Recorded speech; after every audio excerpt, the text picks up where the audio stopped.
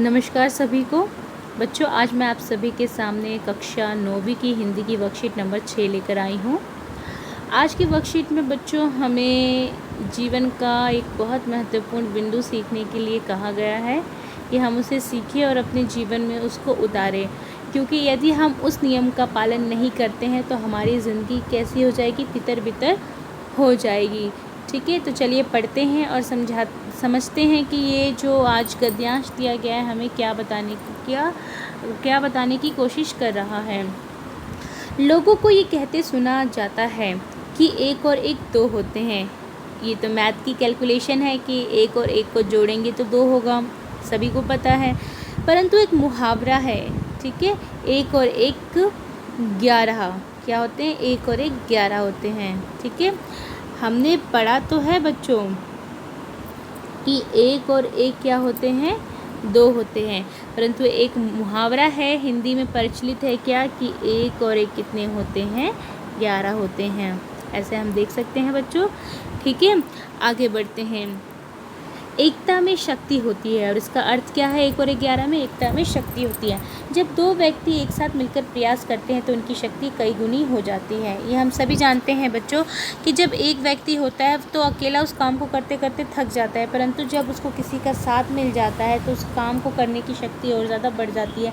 आप समझो कि मान लो एक भारी टेबल है, एक बंदा जो उसको खिसकाने की काफ़ी कोशिश कर रहा है, लेकिन उसको बहुत ज़्यादा ऊर्जा और ताकत की आवश्यकता हो रही है, परंतु एक मित्र आके उसमें उसका सहयोग कर देता है, तो वो टेबल जिसको खिसकाने में उसमें बहुत सामर्थ्य लग रहा था, तो वो क्या है, जब उसके मित्र की शक्ति मिली तो उसका काम आसानी से बन गया और वो टेबल बहुत सरलता से आगे की ओर खिसक गई। ठीक है, मनुष्य एक सामाजिक प्राणी है। हम बचपन से पढ़ते आ रहे हैं कि हम एक समाज में रहते हैं, तो इसलिए हम एक सामाजिक प्राणी हैं। ठीक है, समाज अलग अलग इकाइयों का समूहबद्ध रूप है। ठीक है, अलग अलग क्या है, इकाइयों का, यानी इसमें कहीं मुस्लिम है, कहीं हिंदू है, कहीं सिख है, कहीं ईसाई है, इन सबका समूह है। लेकिन सबका समूह होते होते भी, ठीक है, अलग अलग देशों का भी अलग अलग लोग रहते हैं, अलग अलग जातियां रहती हैं, उन सबका समूह होते भी क्या है, आपस में वो एक तरह से बंधे हुए, एक दूसरे से जुड़े हुए हैं, जिसमें हर इकाई समाज को शक्तिशाली बनाती है और हर एक यूनिट क्या है, उसको वो शक्तिशाली बनाती है। व्यष्टि रूप में एक व्यक्ति का कोई महत्व नहीं है। अगर हम देखें, आप अपने रूप में देखो, आपका क्या महत्व नहीं है, परंतु आपसे जुड़े लोग, अगर आप किसी की मदद कर रहे हो बड़े रूप में, ठीक है, अपने लिए आपका भले कोई महत्व ना हो, परंतु अगर आपसे काफ़ी लोगों के जीवन का एक आधार बनता हो, तब वहाँ पर आप क्या है, बहुत महत्व बन जाता, आपका बहुत ज़्यादा महत्व हो जाता है। ठीक है, आगे बढ़ते हैं बच्चों।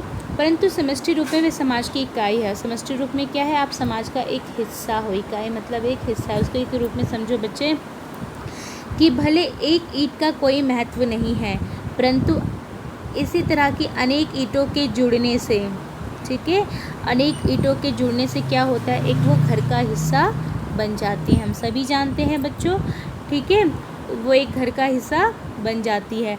तो यहाँ पर यही बात समझाई जा रही है कि अब देखो, अगर एक ईंट भी मैं निकाल दूँ तो घर क्या है, बहुत अजीब सा लगेगा, परंतु अगर हम एक ईंट को उसमें जोड़ दें तो वो घर पूरा बन जाता है, वो घर पूरा बन जाता है। ठीक है, तो भले ही एक अकेली सीट का कोई महत्व ना हो, ठीक है, कहने का मतलब ये कि भले इस अकेली ईंट का कोई महत्व ना हो, परंतु जब वो किसी घर में प्रयुक्त हो रही है, यूज़ की जा रही है, तो उस घर में वो क्या है, एक समाज, ये घर क्या है, आप इसको समाज मान लीजिए। ठीक है, इसको समाज मान लीजिए, और ईंट क्या है, इसको व्यक्ति मान लीजिए। भले इसका अकेले में कोई महत्व नहीं है, लेकिन जब ये व्यक्ति इस समाज में लग गया तो इसका अपना महत्व बन जाता है। इस रूप में आप समझो बच्चे। ठीक है, बाढ़ से बचने के लिए जब एक आंखों से दिव्यांग और पैरों से दिव्यांग व्यक्ति में सहयोग हुआ तो आँखों से दिव्यांग को आँखें तथा पैरों से दिव्यांग को टांगें मिल गई और दोनों बच गए।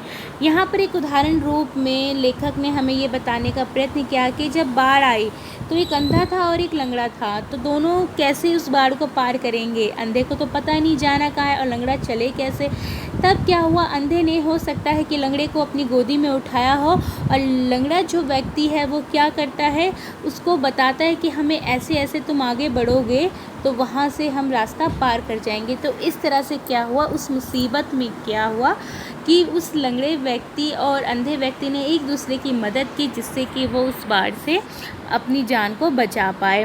एकता में बड़ी शक्ति होती है। और इससे हमें क्या पता चला कि अगर वो दोनों मतलब किसी घमंड में बैठे होते, मैं किसी की मदद नहीं करूँगा, तो शायद वो उस बाढ़ के क्या बन जाते, ग्रास बन जाते, वो उस बाढ़ में बह सकते थे, उनका जो जीवन है वो समाप्त हो सकता था। परंतु एक दूसरे की मदद करके उन्होंने क्या उदाहरण प्रस्तुत किया कि एकता में बड़ी शक्ति होती है। जो समाज एकता के सूत्र में बंधा नहीं रहता, उसका पतन अवश्यंभावी होता है।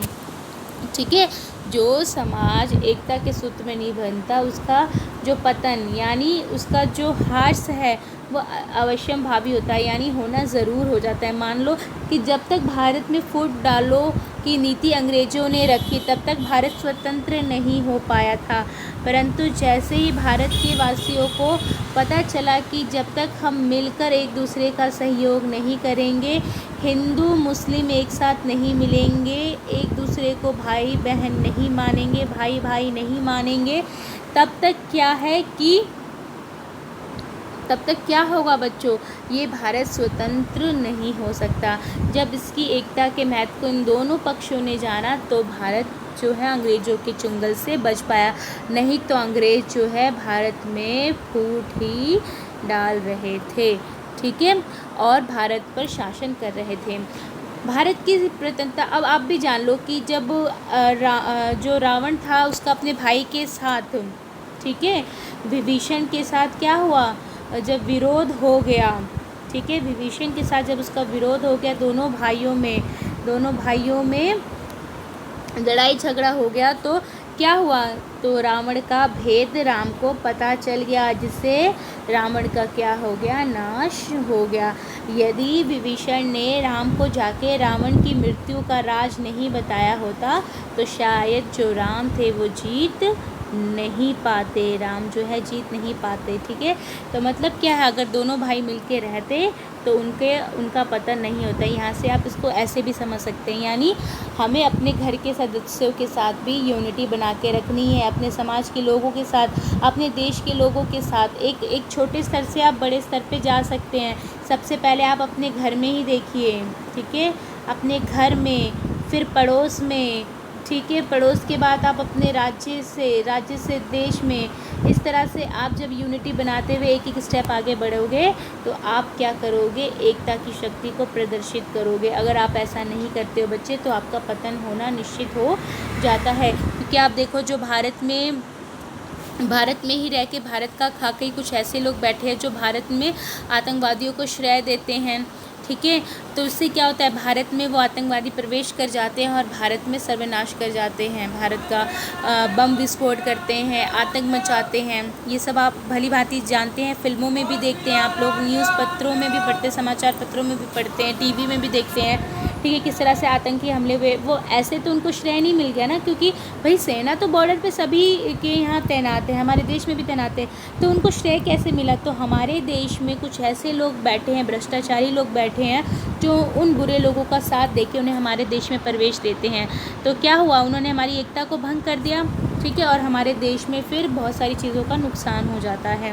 भारत की स्वतंत्रता इसी फूट का परिणाम है। देखिए, मैंने पढ़ा भी नहीं था और यहाँ पे पहले बता दिया कि भारत में जो हम परतंत्र थे, यानी हमारी आज़ादी जब हमें नहीं मिली थी, उसका रीज़न क्या था कि हम आपस में मिलकर नहीं रहते थे। जब भारतवासियों ने मिलकर आज़ादी के लिए संघर्ष किया, तो अंग्रेज़ों को यहाँ से भागना पड़ा। यानी एकता में बल होता है, एकता में शक्ति होती है।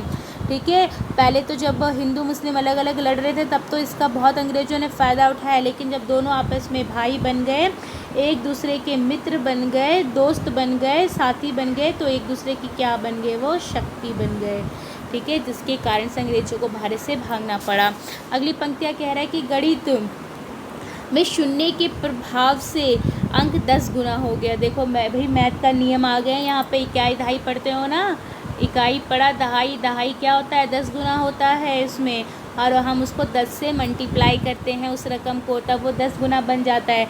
तो यानी क्या है, पहले वो इकाई रूप में था, 1 से लेकर जो 9 तक की गिनती थी, लेकिन भारत दिया मेरे शून्य दिया मेरे भारत ने गाना आपने सुना होगा। ठीक है, तो ये गाना काफ़ी प्रसिद्ध था। और आगे की जो गिनती थी, आज जो हम लाखों करोड़ों में आगे बढ़ रहे हैं, संख्याओं की गणना कर रहे हैं, वो भारत से ही हमें मिला है। और इस तरह से एक में जब आगे शून्य लग गया तो ये 10 गुना बन गया और इसी से आगे की संख्या बढ़ती गई। समझ में आ रही है बच्चों? तो यानी क्या है कि एक में दूसरे के मिलने से क्या हो जाती है, शक्ति बहुत ज़्यादा बढ़ जाती है। अतः समाज का हर व्यक्ति सामूहिक रूप से समाज की रीढ़ होता है। समझ में आया? यानी हम प्रत्येक व्यक्ति को समाज का क्या मानेंगे, रीढ़ मानेंगे। जिस तरह आपके शरीर में रीढ़ की हड्डी होती है और इसके बिना आप सीधे खड़े नहीं रह सकते हैं, जिसे बैकबोन कहते हैं आप लोग, ठीक है, बैकबोन कहते हैं बच्चों। अगर ये आपकी ना हो तो सोचो क्या आप उठ सकते हैं, क्या आप चल सकते हैं, ठीक है, तो क्या लेट भी सकते हैं? बहुत ज़्यादा मुश्किल हो जाता है जिसकी रीढ़ की हड्डी नहीं होती। तो क्या है, व्यक्ति इस समाज की रीढ़ की हड्डी है। और अगर ये रीढ़ की हड्डी एक दूसरे के साथ मिलके नहीं चलेगी, जैसे रीढ़ की हड्डी हमारी अन्य हड्डियों के साथ जुड़ी होती है, ठीक है, हर एक हड्डी को व्यक्ति मान लो, है ना, तो वो क्या है, रीढ़ की हड्डी है व्यक्ति, और वो सारी हड्डियों के साथ जुड़ा हुआ है, समाज के हर पहलू के साथ जुड़ा हुआ है। और अगर हम उसको नकार दे तो शरीर सीधा खड़ा नहीं हो सकता है, ठीक है। उम्मीद करती हूँ कि ये जो गद्यांश था आप लोगों को समझ में आया होगा बच्चों। इसमें प्रश्न दिया गया है कि मुहावरे के अनुसार 1 और 1 11 क्यों होते हैं? क्योंकि 1 और 1 के मिलने से शक्ति कई गुना बढ़ जाती है, इसलिए हम 1 और 1 को 11 कहते हैं। गद्यांश में व्यष्टि का अर्थ क्या होता है? व्यष्टि का अर्थ होता है व्यक्ति से लेकर उसको जोड़ा गया है, और समष्टि जो होता है समाज होता है, उससे लेकर हम चलते हैं। गणित में शून्य का क्या महत्व होता है? गणित में शून्य लगने से कोई रकम जो है 10 गुना बन जाती है, ठीक है। समाज में यदि लोग मिलजुल कर ना रहे तो उसका परिणाम क्या होगा? हम सभी जानते हैं अगर समाज में व्यक्ति मिलजुल के नहीं रहेंगे तो समाज का पतन बहुत ही शीघ्र हो जाएगा, ऐसा माना जाता है। माना क्या जाता है बच्चों? ऐसा है, अगर समाज आपस में मिलके नहीं रहेगा, फूट इसमें पड़ती रहेगी तो समाज का बिखराव हो जाएगा, पतन हो जाएगा, और वो समाज उन्नति नहीं कर पाएगा। 1 और 1 11 इस मुहावरे का क्या में वाक्य में प्रयोग करना है, तो सभी बच्चे स्वयं इसको करें तो ज़्यादा अच्छा है, क्योंकि सेंटेंस बनाना आप सभी बच्चे मेरे जानते हैं। अब आप 9वीं कक्षा में पहुँच गए हैं, तो सुंदर से वाक्य का निर्माण करके अपनी कक्षा अध्यापिका को वर्कशीट सॉल्व कर भेजें। उम्मीद करती हूँ वर्कशीट समझ में आई होगी बच्चों। आई है तो लाइक कीजिएगा, चैनल को सब्सक्राइब कीजिएगा। इन्हीं शब्दों के साथ मैं वाणी पे विराम रखती हूँ। धन्यवाद।